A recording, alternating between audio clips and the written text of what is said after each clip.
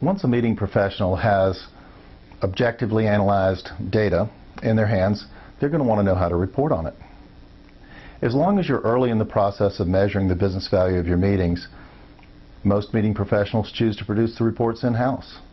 A lot of times these reports are nothing more than an email or a conversation or a discussion with a group of various stakeholders who need to cooperate in order to understand what to do with the results.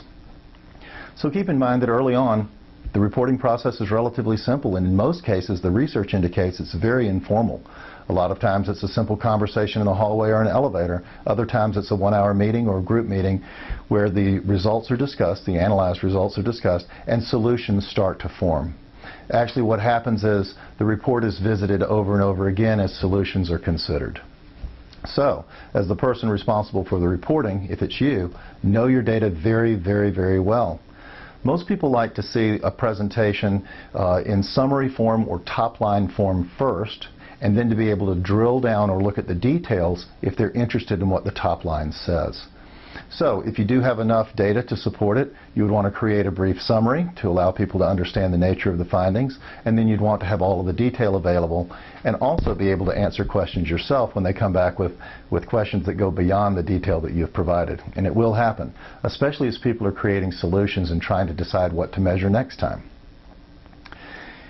Also, when your process gets big enough and you have enough data and there are enough different things going on and your system is sophisticated enough, the best practices from the research indicate that companies outsource the reporting.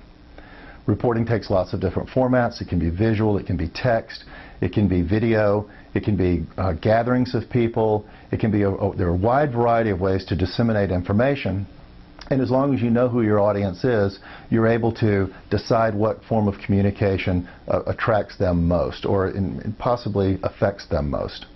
If you outsource your reporting, or if you have a specialist internally who will handle your reporting, they'll also need to know the nature of the audience so that they can create the media that the audience will understand in order to make changes or to make improvements and to understand the value of what it is that they're doing. So, feel free to outsource. Feel free to keep it in-house. Whatever is most appropriate for you, and as long as you can keep it objective and keep fresh eyes on it, it'll work out very well.